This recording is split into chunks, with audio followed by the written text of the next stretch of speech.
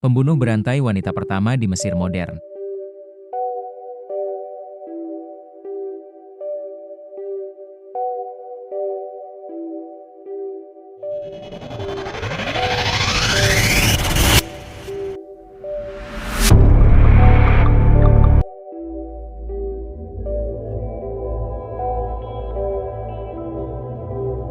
Halo, terima kasih yang sudah klik video ini. Semoga kalian selalu sehat dan bahagia. Ini video aku yang ketiga. Semoga kalian suka dan terhibur dengan channel ini. Jika kalian suka dengan channel ini, kalian bisa bantu dengan subscribe, like, dan komen. Terima kasih. Baiklah, nggak usah lama-lama lagi. Markibas, mari kita bahas. Hari ini kita bakal masuk ke sebuah mesin waktu.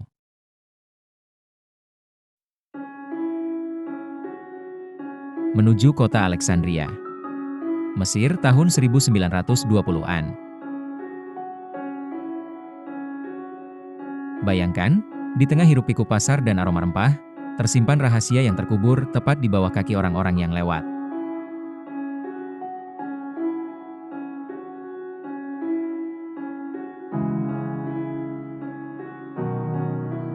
Selama berbulan-bulan, wanita-wanita di kota itu hilang tanpa jejak. Perhiasan, emas mereka lenyap. Dan keluarga mereka hanya bisa menangis tanpa jawaban. Sampai akhirnya, aroma busuk dari sebuah rumah tua mengungkap kenyataan yang lebih mengerikan dari film horor manapun. Hari ini, kita akan membahas kisah Raya dan Sakinah. Dua kakak beradik yang menjadi wanita pertama yang dijatuhi hukuman mati dalam sejarah modern Mesir.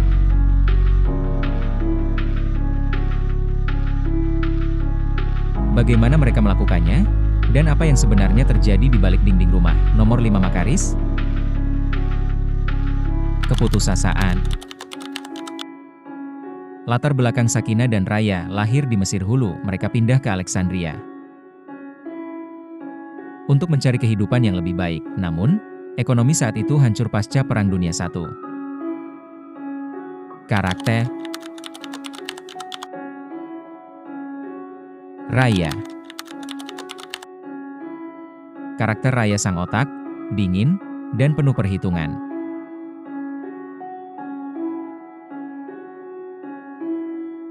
Sakinah.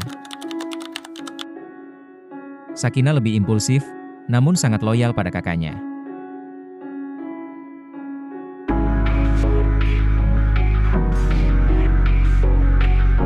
Bisnis gelap.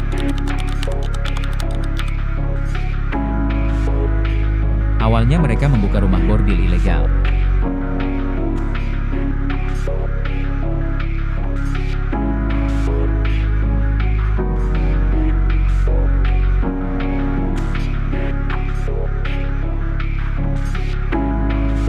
Disinilah awal mula terjadi kasusnya, pembunuhan berantai.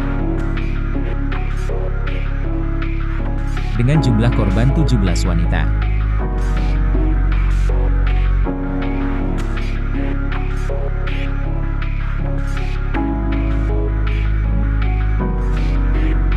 Sakinah dan Raya mulai membangun jaringan dengan pria-pria berbahaya.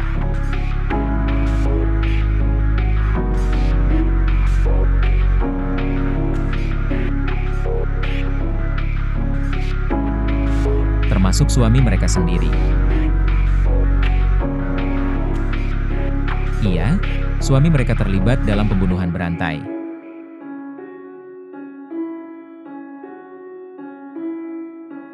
Keluarga macam apa ini?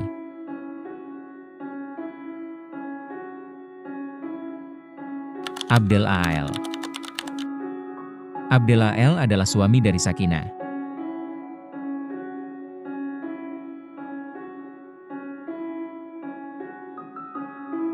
Hasabalah.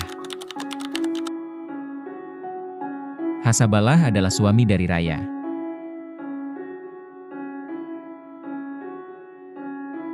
Suami-suami mereka berperan sebagai mengeksekusi para korban.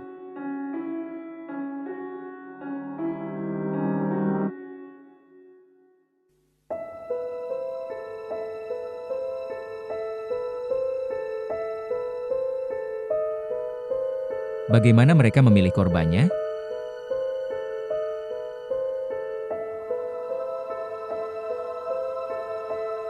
Sakinah dan Raya sangat cerdik dan manipulatif. Seperti di pembahasan karakter, mereka penuh perhitungan, dingin, cerdik, dan manipulatif.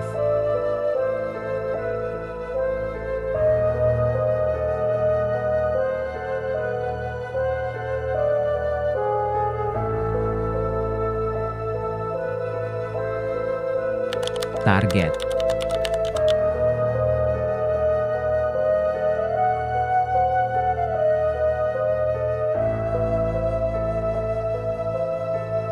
Target mereka menyasar wanita yang menggunakan perhiasan atau emas. Mereka menjalani niat jahatnya di pasar-pasar. Ketika Sakinah dan Raya melihat wanita dengan perhiasan banyak atau bagus, mereka akan menjalankan niat jahatnya. Waduh bahaya, besok-besok Markibas kalau ke pasar nggak usah pakai apa-apa aja deh bahaya. Pakai tali rapi aja hahaha. Karena emas dan perhiasan adalah simbol kekayaan pada waktu itu.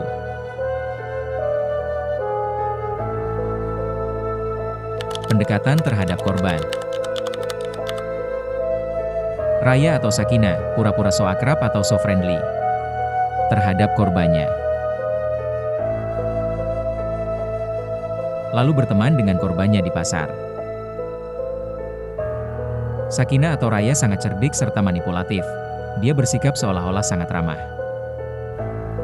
Sampai-sampai korban merasa nyaman dan percaya kepadanya. Setelah Raya atau Sakinah merasa yakin, barulah si korban diajak ke rumahnya. Untuk sekedar minum teh atau urusan bisnis rumah bordilnya. Wah Markibas gak bisa mikir. Kenapa mau ya? Kalian ada yang tahu? Kenapa korban mau diajak rumah Wawaw ya?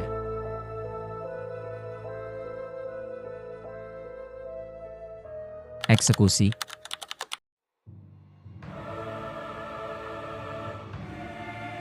Eksekusi, mereka mengeksekusi para korban di dalam rumah mereka sendiri. Korban akan diberi minuman keras atau alkohol oleh Sakinah dan Raya, sampai korban mabuk atau lemas. Ketika korban sudah mabuk dan lemas. Saat itulah, suami mereka Hasabala dan Abdel Al akan muncul dari kegelapan.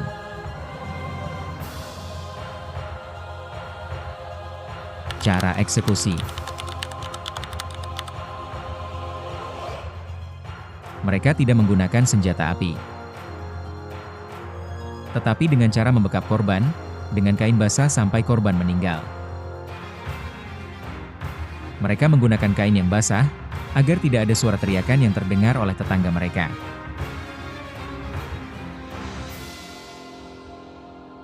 Penguburan.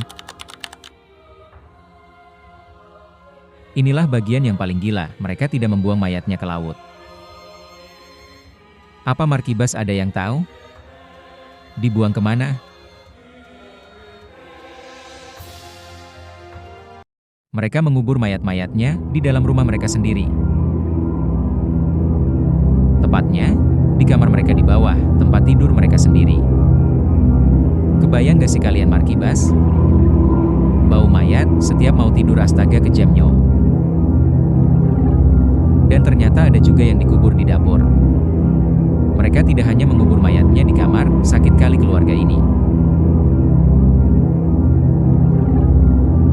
Mereka menutup mayat-mayat tersebut dengan disemen dan permadani.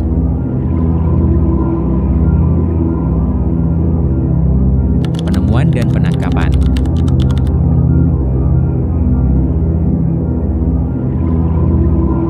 Kejahatan sesempurna apapun pasti akan meninggalkan jejak. Laporan orang hilang. Puluhan laporan wanita hilang mulai menumpuk di meja polisi Alexandria. Polisi pun mulai bekerja mencari-cari informasi.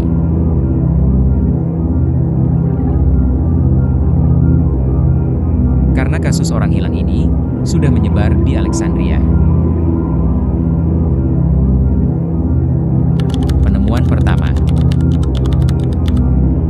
Jadi para tetangga Sakinah dan Raya mulai mencium bau-bau yang tidak sedap. Pada ributlah mereka tentang berasal bau tersebut. Sampai akhirnya pemilik penyewa rumah mendengar keributan itu. Pemilik rumah pun mencari dari mana berasalnya bau itu. Singkat cerita, seorang pria yang sedang menggali saluran air di dekat rumah sewaan Sakinah dan Raya menemukan tulang belulang manusia.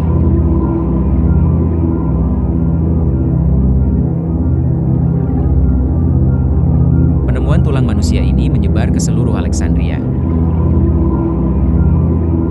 Polisi menggeledah rumah tersebut dan menemukan sisa-sisa pakaian wanita dan perhiasan yang terkubur di bawah lantai.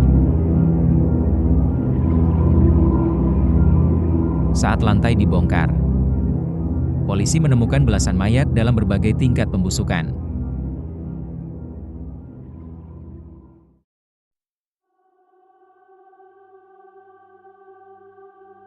Persidangan dan akhir hayat.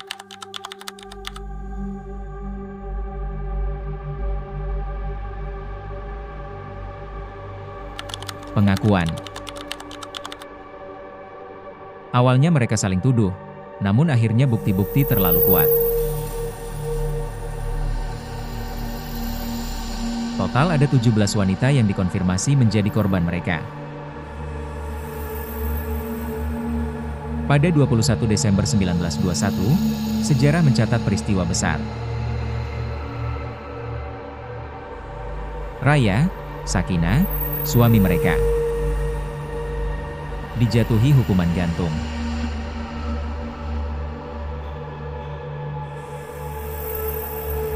Mereka adalah wanita pertama yang dieksekusi mati oleh pemerintah Mesir modern. Konon, saat menuju tiang gantungan, Sakinah tetap menunjukkan sikap menantang. Sementara Raya lebih diam.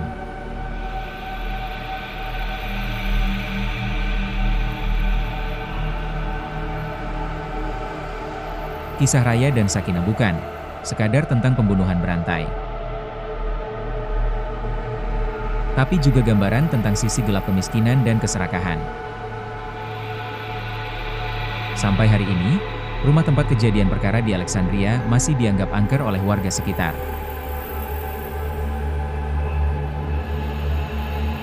Banyak yang bertanya, apakah mereka melakukannya murni karena uang? Atau ada kepuasan tersendiri saat melihat korban mereka tak berdaya? Menurut kalian, mana yang lebih mengerikan, tindakannya atau fakta bahwa mereka mengubur korban di bawah tempat tidur mereka sendiri? Terima kasih sudah menonton sampai habis. Jangan lupa like, subscribe, dan tulis di kolom komentar kasus true crime apalagi yang ingin kalian dengar. Tetap waspada ya Markibas, karena terkadang bahaya datang dari orang yang paling ramah di sekitar kita.